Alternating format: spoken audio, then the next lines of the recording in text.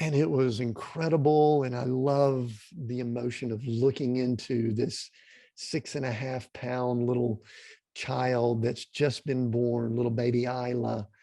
That's incredibly emotional for me. What I'm talking about here is not allowing negative emotions, destructive emotions to control us. I think it robs us of the freedoms that we have the opportunity for in this life that we have. So, freedom from emotional turmoil. That was my number 3 foundation. Let's go to number 4.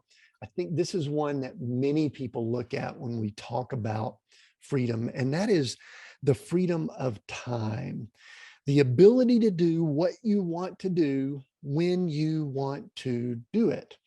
And there's a little more depth to this that I'll get into in just a moment, but I think this is starting to get into the freedom that we hear a lot of people talk about when they talk about the ability to do things. And, I want to go where I want to go, when I want to go. I want to do the things I want to do. We actually are going through this is another end of the spectrum family example.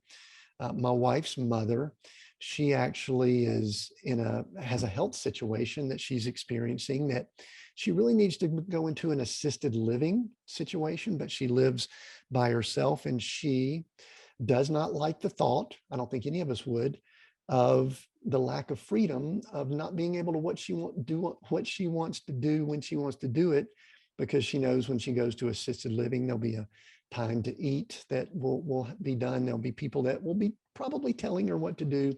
She doesn't like that. And most of us do not like that. And so there is the freedom of time. I want to take this just a little bit deeper here, though. I think that there is freedom, and this is something that I've been working on myself. There's freedom when we're not burdened by either the past or the future. We're able to really operate in the present. And when I wrap up at the end of this, I think that's going to make more sense. I'm going to talk about a situation related to that. So it's really interesting. There's a lot of people that they spend a lot of time, they lose a lot of their freedom because they live in the past.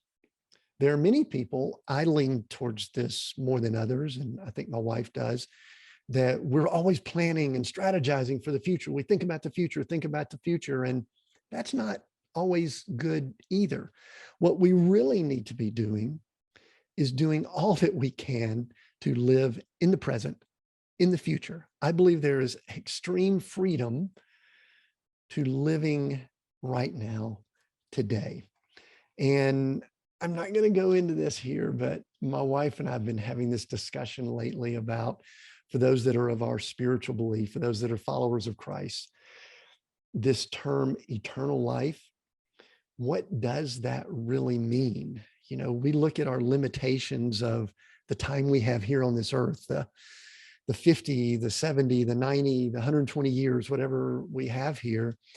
And we look at limits. I've got to get this done by this period of time.